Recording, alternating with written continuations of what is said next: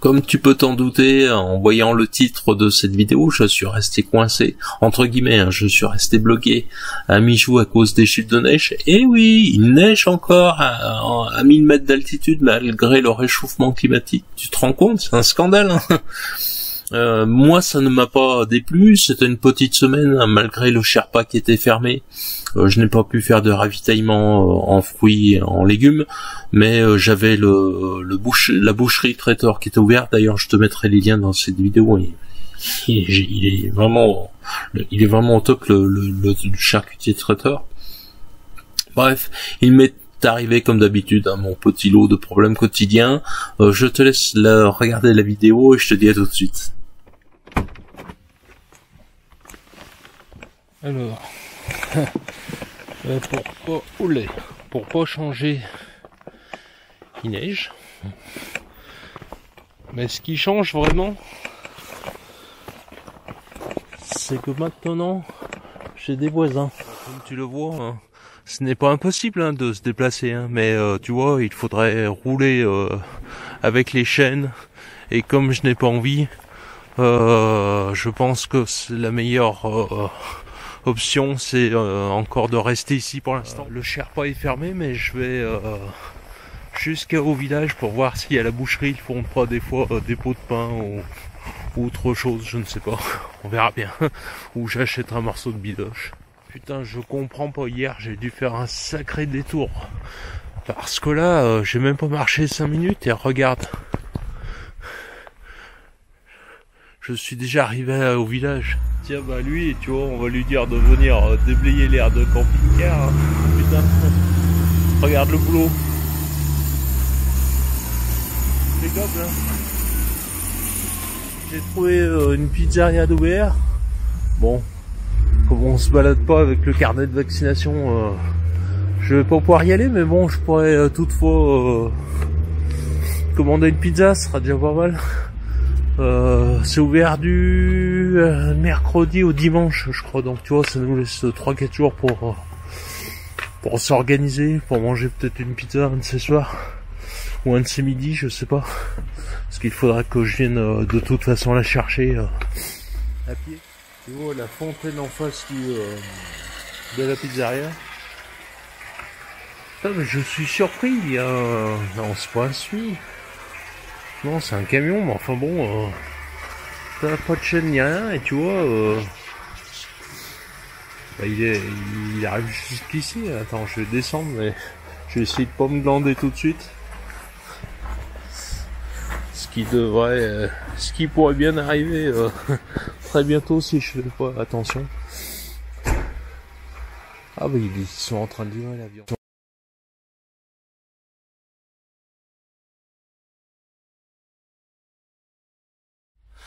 Ils font traiteur, charcuterie bien sûr, et vraiment le gars, le boucher est vraiment super sympa.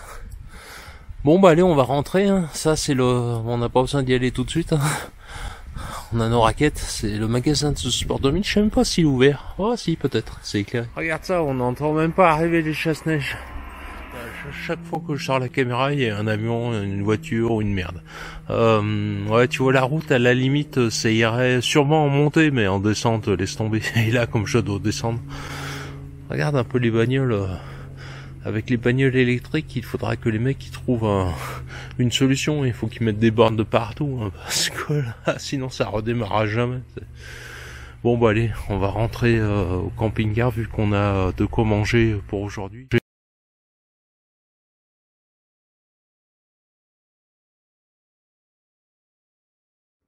Regarde ça.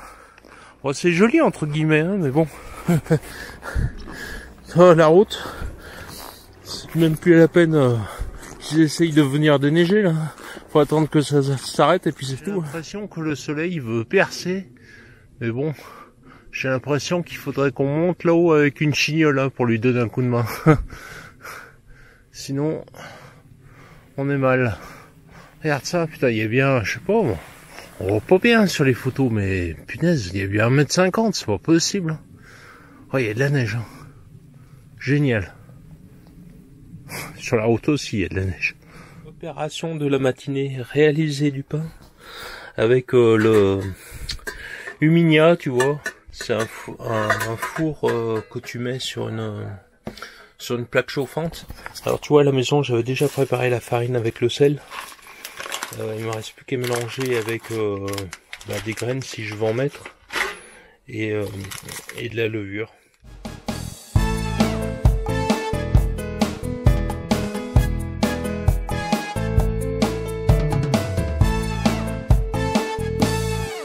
Le pétrissage et la mise en forme est maintenant terminé. Tu vois, j'ai mis dans le moule. Non, c'est pas Omicron, c'est le virus. Unimia. Et donc, on va y laisser lever. On va laisser la pâte lever. Alors, tu vois, en hiver, pour faire lever la pâte, c'est assez simple. Tu mets dans la douche, tu vois. Comme ça, c'est au chaud, devant la bouche d'aération. Et ça va lever tout doucement. J'ai fait la sieste, et puis après je suis allé faire un petit tour de raquette, et puis là, il est l'heure de mettre le pain à cuire. Donc on va découvrir ensemble si ça a levé ou pas. J'espère, parce que, tu vois, il est resté longtemps. On va le mettre, tu vois, sur cette plaque. Alors tu vois, regarde.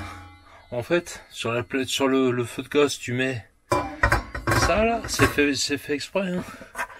Tu mets la marmite, là, je sais plus comment elle s'appelle, l'Unimia. J'arrive pas à le prononcer. Attends, on va découvrir si ça a levé ou pas. Oh, ouais, si, ça a bien levé. Oh, je suis bien content. Et puis tu vois, les points noirs que tu vois, ne prends pas peur, hein. C'est les graines, tu sais, que j'ai mis au moment de malaxer la pâte, là. De pétrir, regarde. On va mettre ça à cuire, tout doucement, tu vois, il faut y mettre à feu doux parce que c'est assez violent. C'est assez violent. Disons que rendez-vous dans 20 minutes à peu près. Alors pendant que le pain cuit, tu vois, on va se préparer une petite tisane. Je sais pas si je te l'avais dit, tu vois. Moi je prends de l'eau en bouteille. Je prends pas de l'eau des aires de service parce que j'ai toujours peur de choper une gastro ou un truc comme ça. Tu vois.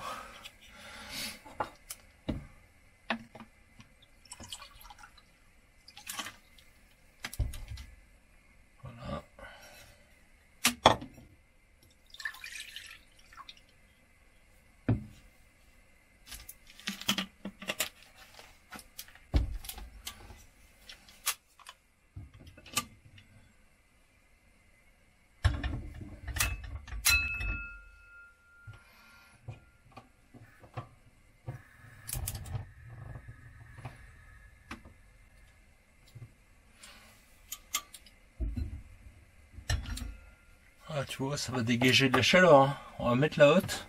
Bouge-toi les oreilles. Le pain cuit, on va se boire une bonne tisane avec du miel.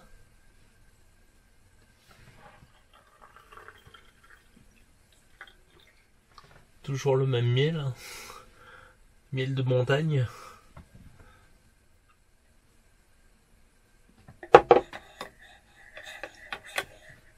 Que je surveille quand même la cuisson du pain. On avait dit 20-25 minutes. Regarde comme c'est joli la neige. Même de l'intérieur, hein. Devant la tisane, bien au chaud. On est bien là.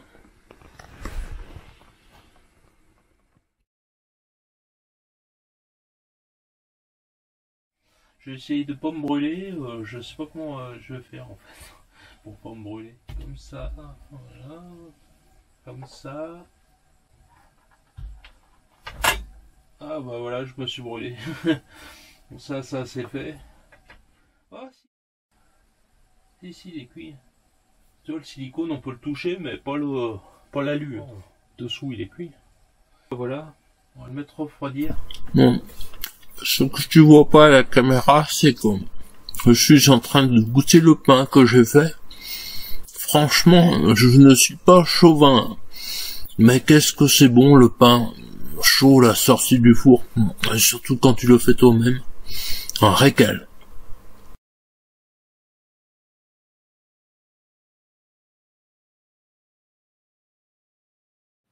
L'électricité est revenue, pas par miracle, hein, parce que je suis allé changer de borne, parce que visiblement l'autre était en panne. Bon, ça m'a coûté 4 €, c'est l'anarchie, c'est trempé de partout juste avant le déjeuner, impeccable. Je te fais une petite parenthèse sur la coupure d'électricité, même si c'est vrai que c'est toujours embêtant d'avoir une coupure d'électricité. Ceci étant, je préfère que cela provienne de leur matériel plutôt que du mien, car sinon cela m'aurait inquiété, cela m'aurait fait du souci, cela m'aurait questionné de savoir quelle panne il pouvait y avoir. Là au moins je sais que ça vient d'eux. Même si c'est vrai que cela m'a impacté, hein, car j'ai dû remettre 4 €, puis 4 €.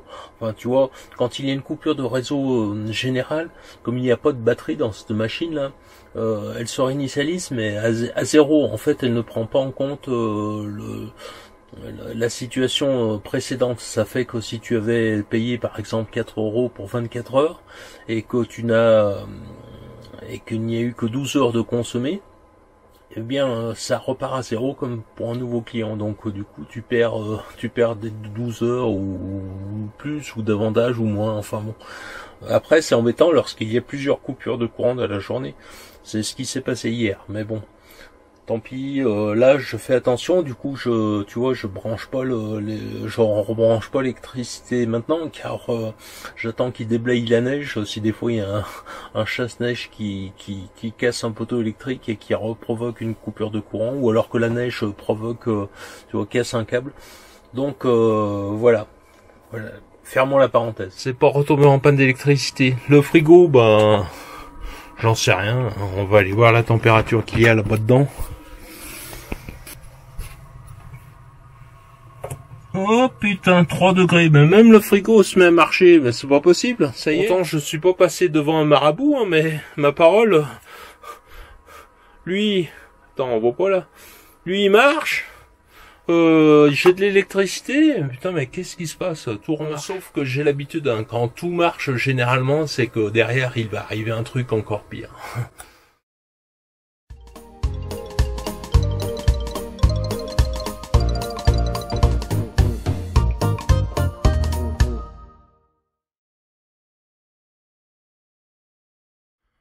Tu peux le voir comme moi, j'ai tout dégagé devant, derrière. Je ne suis pas mécontent du résultat, comme tu peux voir. J'ai dégagé le câble aussi. Je te l'avais dit, hein. Regarde le câble.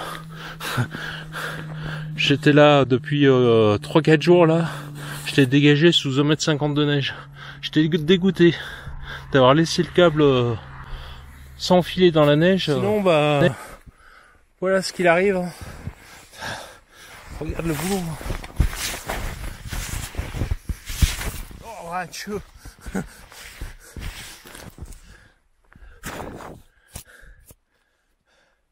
T'as vu ça? Voilà ce qu'il arrive quand on ne met pas son câble au-dessus de la couche de neige tous les jours. C'est que la neige à force, elle se tasse. Aïe! Et après ton câble il est emprisonné sous 1,50 m de neige. Ça c'est dans le cas où il neige beaucoup évidemment. Hier au soir j'ai entendu un 4x4 qui tirait un truc avec des tronçonneuses et tout. Bah oui, regarde le boulot. Je pense que on a ici la raison de la coupure d'électricité.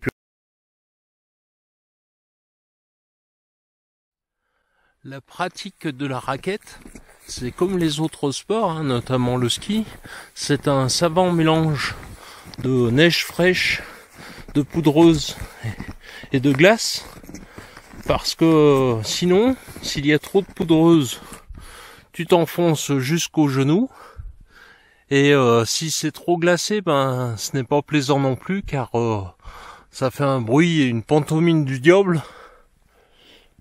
Donc c'est bien un savant mélange de froid et de poudre. On continue. Une valeur sûre pour ne pas t'enfoncer lorsque tu marches dans la neige avec des raquettes, hein. Tout simplement c'est de marcher dans la forêt, hein, sous les sapins.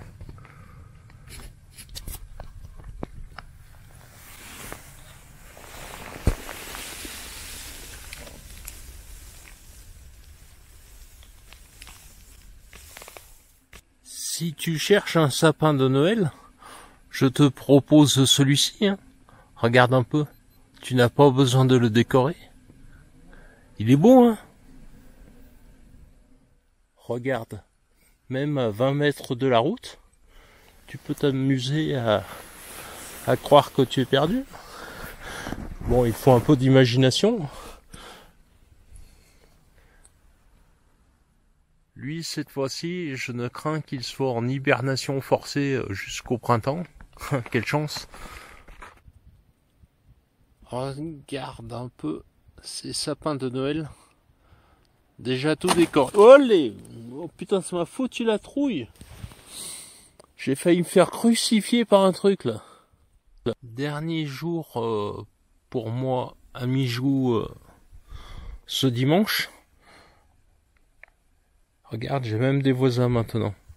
Non pas que cela me pose problème, hein, au contraire, mais ça va être le signal pour moi de partir, vu qu'ils ont pu arriver, moi je vais pouvoir rouler, forcément.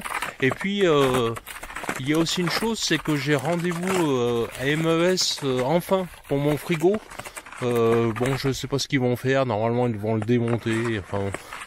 Donc, ça va s'arrêter ici pour cette fois-ci. Sous ce joli, c'est dommage parce que là finalement on avait toutes les conditions étaient réunies. On avait à la fois la bonne température et la neige. Bon bah écoute. Hein. Puis à chaque fois que je sors la caméra, ma parole, il y a une bagnole, un avion ou un truc qui passe. Fantastique. Comme cette vidéo était déjà un petit peu longue, on va finir sur un petit diaporama. J'espère que cette vidéo t'aura plu. Si elle t'a pas plu, j'espère que tu es parti déjà depuis longtemps. Ce serait dommage de perdre ton temps.